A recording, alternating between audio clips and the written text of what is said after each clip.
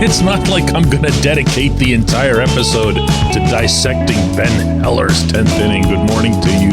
Good Monday morning. I'm Dejan Kovacevic of DK Pittsburgh Sports.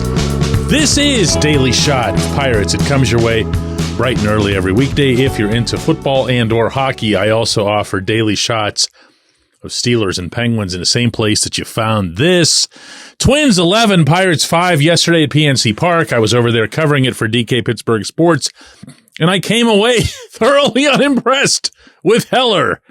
But that's not what we're going to talk about today. In fact, I'm not even going to talk about the fact that Heller was the last available pitcher to Derek Shelton. This is in the 10th inning, on a day when he'd been told by his medical staff that he had 4, count them, 1, 2, 3, 4 pitchers unavailable to him, meaning relief pitchers.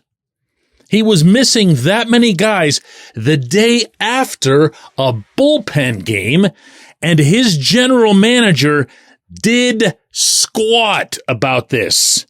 Didn't call up anybody, didn't add an arm. Just said, here's what you got. You'd better hope Jared Jones goes deep. And you want to know something? In that scenario, there's this twisted part of me that would actually prefer seeing Jones be out of the game after an inning or two, just to see how this management would react when faced with its own ineptitude. Honestly, I can't believe that I saw that unfold the way that it did. And give the rest of the team credit, meaning the people who are on the field, for coming back and making it a 4-4 tie, for even getting it to extras. But for Ben Cherington to sleep through it, to just, whatever, it's not that important. Wouldn't want to have to make a move that touches the 40-man roster because you might lose Ben Heller. But I'll tell you who else should get credit, and that is Jones.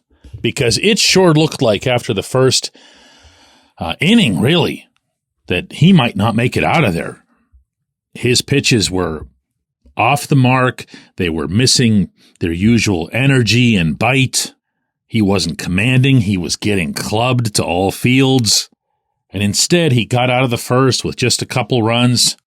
The Twins were able to tack on another couple, but for the most part, he settled down. He leaned hard on the stuff that he had working, which he acknowledged afterward wasn't much. And he gave the team not just 5 innings, but, 5 innings in which they could still come back. And they did. And if there's one thing that jumps out at me from this game overall, it's how Jones again was able to handle adversity. And yes, I know that's now a theme that's 3 games running, and you'd rather see him go back to being the Jones that was mowing down everybody in New York and leading SportsCenter. But this, as he and I have discussed, is real life. That other stuff is fantasy level. If Jones is going to be a really, really good pitcher in the majors, and I think we would all presume that he will be, this is part of the process. And that's not just a cliche, it's a necessary part of the process. Baseball lifers love to say that you never know what you have in a player until you see them fail and then how they respond to failing. Well, I don't know that I would consider much of anything that Jones has done since his arrival to be failing, not even the game in Detroit. But when you see him have his struggles and you see him out on the mound, you see how he keeps his composure, and listen to him afterward too. This was just Jones on how things went. I just don't think I had it very well at all today. Stuff like that happens, and it's just a matter of bearing down and executing pitches late in the game. Yeah, there's some frustration there. There is. And I could see that also whenever the interview session was done, the last question seemed to have been asked, and he embraced that opportunity to kind of turn and continue going about his business. Said he didn't want to stand there all day and answer questions, and I wouldn't either. So yeah, it gets to him. He and I talked a lot about Detroit, not just in Detroit. I was up there, but also afterward. And he had it stick with him, but he had it stick with him in a healthy way. He had it stick with him in a way that he could learn from it, feed off of it. And then comes a game like this that was different. In Detroit, he felt that the Tigers made a collective decision to just go at him on first pitches. He wasn't expecting that, was surprised by it, had to adjust. Did adjust very nicely next time out. This time, just didn't have it. Just didn't have it.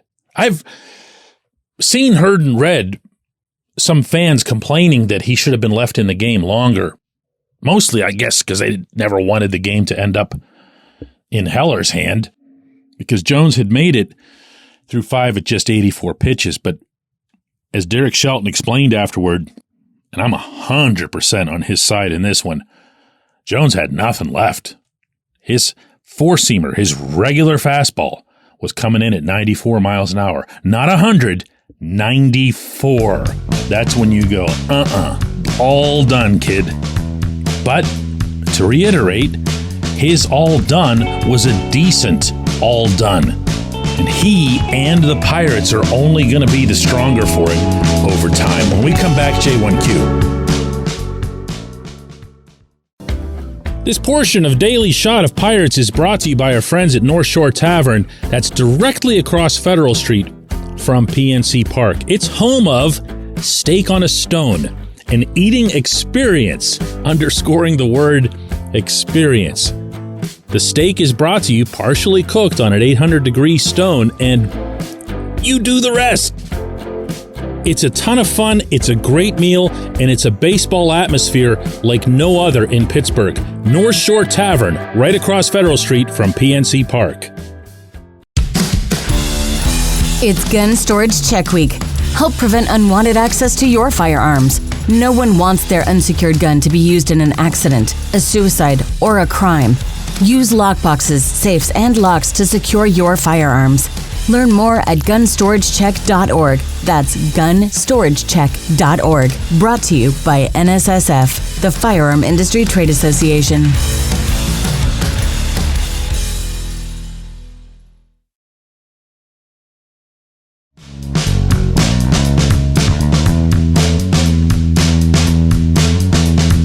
Today's J1Q comes from Larry, who writes, DK, we need a pinch hitter, so the best we can do is a 169 for a 150? Yeah, Larry, that actually happened. I'm not sure how many people were cognizant of it happening as it did, but I sure was up in the press box. Poor Henry Davis. 1 for 12 since his return with 8 strikeouts, including a really ugly strikeout in what would turn out to be his final at-bat, ending the 6th inning. When the 8th came around and the Pirates had a couple guys on base, Derek Shelton did something he doesn't often do, and that is, well, just to be blunt here, play to win.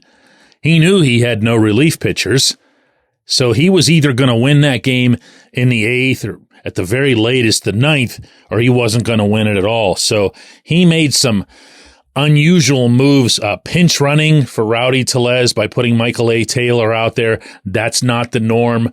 And yeah, pinch hitting. One catcher for the other. And it was Grandal, and he made an out, and Henry just went right back to the dugout out of the on-deck circle. And Henry's really, really struggling.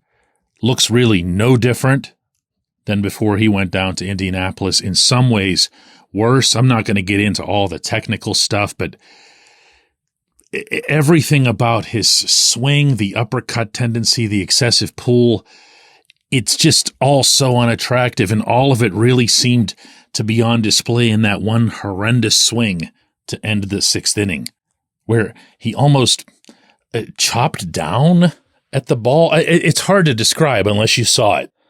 And I don't know what the answers are. I do know that I keep hearing from people with the Pirates that they feel that AAA pitching, not theirs, just in general, is not good and might be as lousy as it's ever been. So when you see hitters go down there, whether it's, Henry or Jack Sawinski or Ji-Hwan Bae, and they put up these grand and glorious numbers, and, people like me and probably like you will say, get that guy up here, look at what he's doing, or even if it's the 34-year-old first baseman down there. But they're seeing something different. This is what they say. I'm not covering AAA, so I can't attest to it in one direction or the other. So one of the reasons that you see guys staying down there with crazy stats is that they're seeing the caliber of pitching that they're facing or the caliber of pitches that get hit and saying, wow, he's not going to see one of those, not even twice a month in the majors, a pitch that bad. Now, I say this and I can hear you coming back with, okay, so these are all 4A players? That you're saying that the number one overall pick is a 4A player? Well, I sure hope not. People running the Pirates had damned well better hope not. But I don't see an answer for Henry. For that matter, I don't see an answer for Jack. Jack looked at strike 3 right down Grant Street. Again, for the zillionth time, turned around and glanced at the ump like the ump had done him wrong. It's a 2-strike count, kid. You got to be ready to hit. You can't be hoping for help. And the next time up, of course, Jack goes ahead and strikes out swinging. I don't know. I don't mean to pound the hitting all the time. There have been some positives in that regard. Rowdy Tellez, who got all kinds of apparently very, very good advice from his dad, decided to basically undo a lot of stuff, according to him, and get back to being what he was. Now, what that says or doesn't say about Andy Haynes, I don't know. I'm really tired of that topic, too. There's obviously Nick Gonzalez doing well, and as Nick described to me, in Detroit, he's done a lot of stuff that basically he worked on over the winter himself in terms of rebuilding his own swing, having his hands higher, keeping the bat through the zone longer. Self-made repair, basically. Good for him, but they need more answers than this. And hey, guys, before I go today, I want to share that I'm going to be on vacation overseas, going to Serbia, as I often do. That's where my extended family is, in Belgrade and Novi Sad. And I'll be there until next week. So the next shows that I do, meaning all 3 of the daily shots, will come your way next Tuesday, June 18. Again, that's all 3 of them. Daily shot of Steelers, Penguins, and Pirates. We'll be back next Tuesday, June 18. If you've been listening to or reading my stuff for a long time, first off, thanks. Second, you'll know that I don't take many vacations. And when I do, it's pretty much at gunpoint. Well, this one's at gunpoint. I've been told, ordered by everybody involved, no work. Go over there, enjoy the family. There's some young kids that I'll be spending time with who are people I don't get to see and enjoy very often. I'm really looking forward to that. I can't say that I'm looking forward to being away from the show or from writing, but orders are orders, and I'm going to follow these. I appreciate you listening to this show more than I can convey, and I'm going to appreciate it more than ever when I come back. I can promise you that. Again, next shows are Tuesday, June 18. Thank you so much for being with me.